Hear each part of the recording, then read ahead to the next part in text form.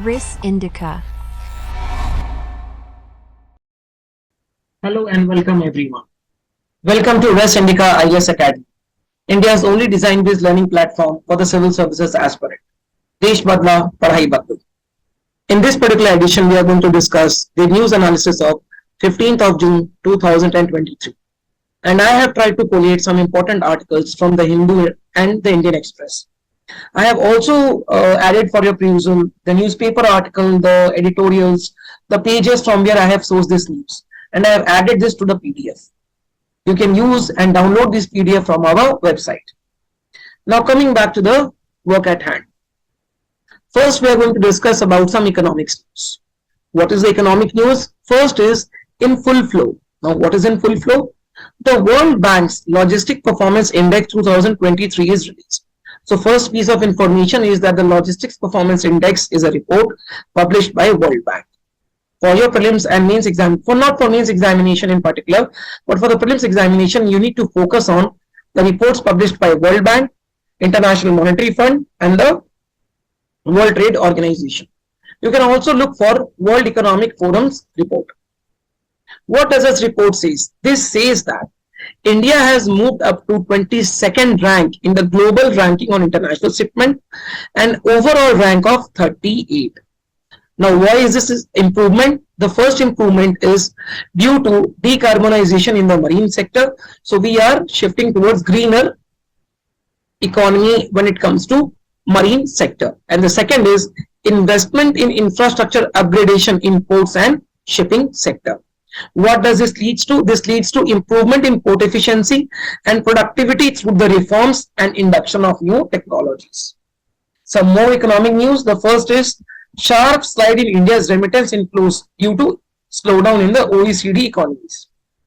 The migration and the development brief, again a report released by World Bank. This has said that remittance flows to India are expected to grow by only 0.2% in 2023. Why is this so? This is because the result of diversion of formal remittance forward informal money transfer channels. Why? Because the money is now being transferred through informal channels rather than through formal means. So this is the main reason behind that. What is the second news? The second news is May wholesale prices may drop to 3.48%.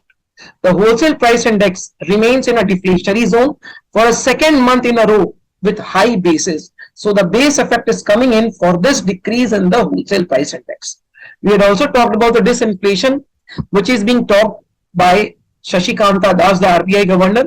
So this news is in continuation to yesterday's news. It is also being said that there has been sequential decline in the wholesale price on a seasonally adjusted basis since February. Got the point? Coming back to the next news at hand. In this, we are going to talk about the transgenic crop. Why in news? First of all, 3 states of Gujarat, Maharashtra and Telangana, they have deferred a proposal. Now the proposal is regarding what? They had deferred a proposal approved by the Genetic Engineering Appraisal Committee. You must be knowing that for any genetically modified crops to be commercially grown, you need the approval of Genetic Engineering Appraisal Committee. Okay. Now this committee is to test new kind of transgenic cotton seed containing a gene CRY2AI. Now here CRY stands for cryogenic 2AI, which makes the cotton plant resistance to pink bollworms. The cotton seed, which is developed by the Hyderabad-based Bioseed Research Institute, and the seed passed preliminary confined trials, which has been recommended by GESA to be tested on the farmers' field. Now, GESA is considering a proposal by the Department of Biotechnology to declare some regions across India as the notified testing sites. Why is this being done? This is done to resolve the issue of states not according approvals on testing because of differing attitudes towards the genetically modified crops. Every state has differing attitude, every state has different opinion. But to synchronize them, to bring them to a common platform, such kind of proposal is mooted. Okay. Now, what is the actual status of the transgenic crops? See, first of all, the process of regulating transgenic crops is required because multiple safety assessment is done by committee before clearing for further test in the open plots of land. Now the open field trials, they take over the multiple crop season, not a single crop season, and different types of geoclimatic and the geographic zones. Why is this being done? This is done to assess the suitability across different state, different climatic condition, different soil requirements, and different attitude of the people towards these transgenic crops. What are some transgenic crops in India? Number one, cotton is the only transgenic crop which is commercially cultivated. See, GEAC has given approval to 3 crops. That is BT cotton, BT brinjal, and DMH dhara mustard. DMH 11 or DMH mustard. But commercially cultivated is only one crop, that is cotton. Others are brinjal, tomato, maize, chickpea, and one is mustard hybrid DMH 11, which is one step away for getting other commercial cultivation status. Got the point? Now, why did the government impose a ceiling on the wheat stock? First of all, why in use? Reason: Union government has imposed some limit on the stock of wheats to be held by traders, wholesalers, retailers, big chain owners, and the processors. What is the main objective? Objective is to stabilize the prices of essential commodity by steadifying supply. If they are going to hoard the wheat, then this is going to artificially reduce the supply and also artificially raise the prices of the commodity in the economy. Now, 2 floor meals. Basically, what is being done? Government has declared to offload 15 lakh tons of wheat from the center pool via the market sales scheme, via the open market sales scheme, through e-auction. E-auction to whom? To floor mills, private traders, bulk buyers, manufacturers of the wheat, producers, etc. The main aim of the scheme is again to control the prices of wheat and nothing more. Let us talk about the production side. Agriculture Ministry has estimated the production of wheat to be approximately 127.43 lakh, which is 1,127.43 lakh metric tons for the year 2022-2023. The stock limit, as told, are that the traders and the wholesalers can held about 3,000 metric tons of wheat only.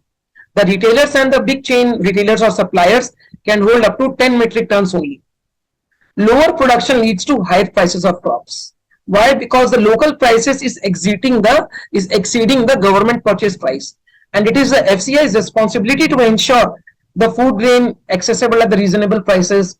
The food grain should be available at the PDS shops, and there should not be too much fluctuation in the prices of the commodity. Got the point? Now, we will also talk about some news related to the Finance Commission. Again, why in news? Government will appoint the Finance Commission in the next few months. Why? To determine the center's tax revenue to be given to the states. Basically, the vertical devolution of the taxes is done on the recommendation of the Finance Commission. Got the point? Currently, center gives away 41% of its tax pool to the states, which means that out of 100 rupees, 41 is distributed among the states. But there are some issues with regard to horizontal distribution. For example, the population basis is hotly debated, but as the conflict is arising on the population numbers as a TOR, why it is so? Because the 1971 population census was mandated, but it is breached by the Finance Commission in 2017. And this 1971 issue is really a very big one, and we have to constantly track it. Got the point? Basically, Finance Commission have struggled to determine how much the state deficit is due to the fiscal incapacity and how much fiscal irresponsibility is the state going through. Every horizontal distribution formula has been criticized as being unfair or biased or both by either some of the states or all of the states. Getting the point? Forthcoming Finance Commission, they should use the leverage to focus on the 2 issues in particular. The first issue is that the center is resorting to the levy of taxes, cesses and surcharges. These cesses and surcharges, basically what happens is that the cess and surcharge, the amount which is gathered through it goes to the central pool only, and they do not have to distribute it, they do not have to share it with the states. So center is frequently resorting to cesses and surcharges.